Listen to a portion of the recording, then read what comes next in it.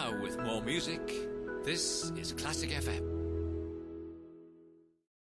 Tori, first of all, thank you for inviting Classic FM into your wonderful home here in the middle of County Cork, and to talk about this extraordinary album called Night of Hunters. Before we get onto that, though, I want to take you back, if I may, and I want to ask you about your first experiences of either playing or hearing classical music. I was 5 years old when I'd been accepted into the Peabody Conservatory, and my life began to change because I was now getting exposed to classical music and having to play it, opposed to just musical theater, my mom's record collection and my brother's recollection of Beatles, you know, the Rolling Stones, Jim Morrison, and so on.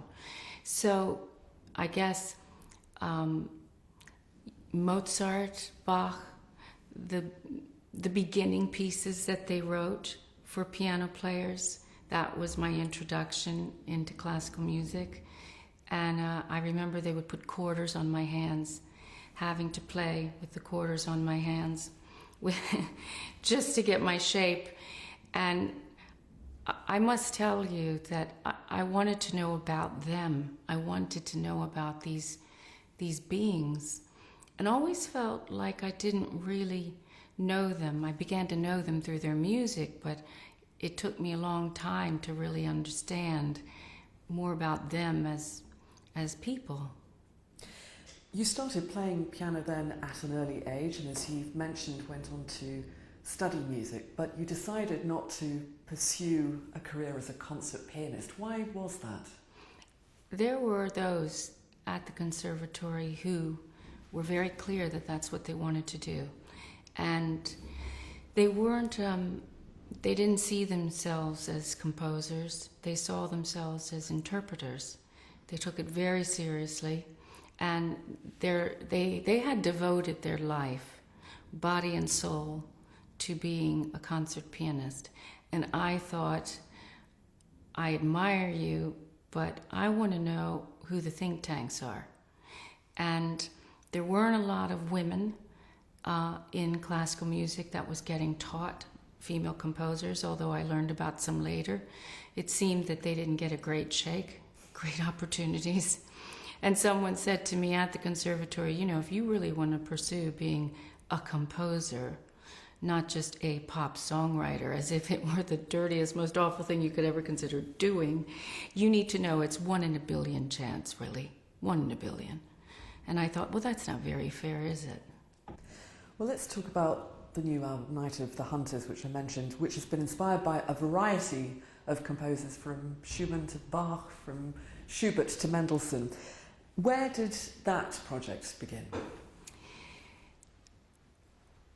Deutsche Grammophon approached me with the idea through a musicologist by the name of Dr. Alexander Burr. And he found me out there in the world, and he said, would you consider composing a 21st century song cycle based on classical themes? And I kind of thought, oh dear, this is a big ask.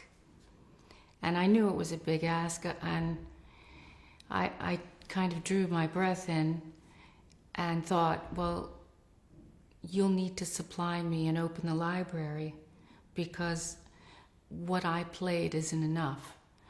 What I learned is such a small drop in the ocean.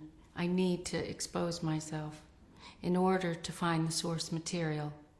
And let's start with a great song cycle. So he brought me Winterreise by Schubert, and I began, studying the blueprint of that.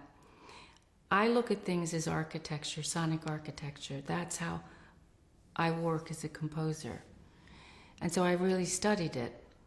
And that opened up a whole new world of possibilities. And I started asking questions. What would be the personal crisis? What would be the worldly crisis? And from there, how then do you progress? I mean, what sort of time span are we talking that you've been working on Night of the Hunters for?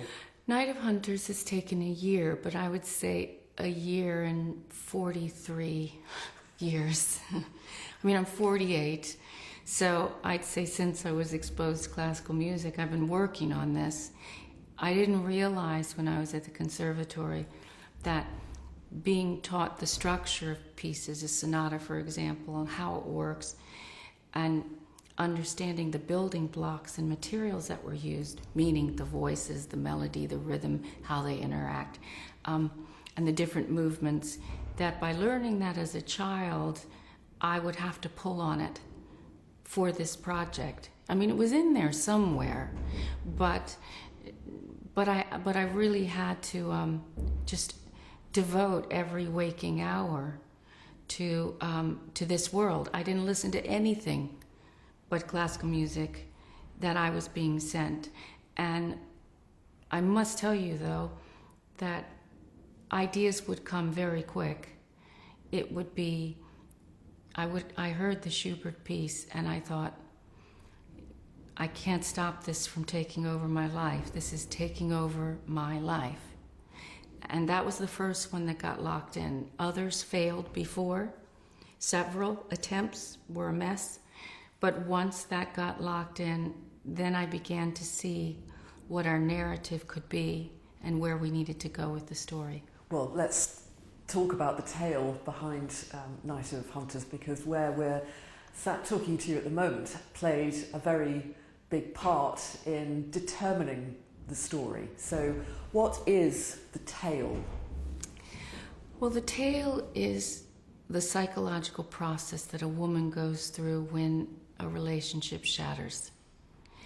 And I wanted to start it with the shattering. I talked about it bounced off the idea with several people. And it seemed as though, where do you start in the story of lovers who are at a crossroads? I mean, where do you start? At the very beginning of their meeting? Or do you start at the explosion? And I thought, no, let's start at the explosion, and we can backtrack. Story is wonderful for that. You can go back in a flashback to another time. So we begin at the shattering. That takes place in an old Georgian house built in 1735 on the Bandon River in Ireland outside of Kinsale. Why they're there, how they're there, you begin to find out. But what you know is he is walked out with blood and glass everywhere. And how that happened, you're not quite sure. I don't know if she's quite sure.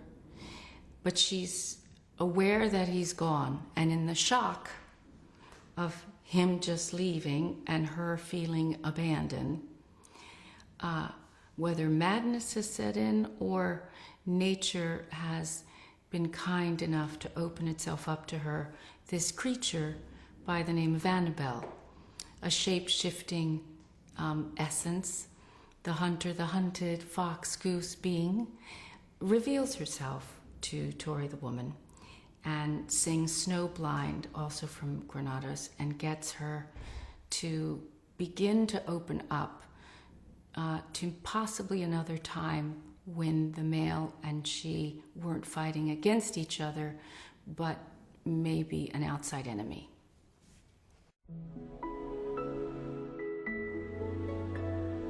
Now with more music, this is Classic FM.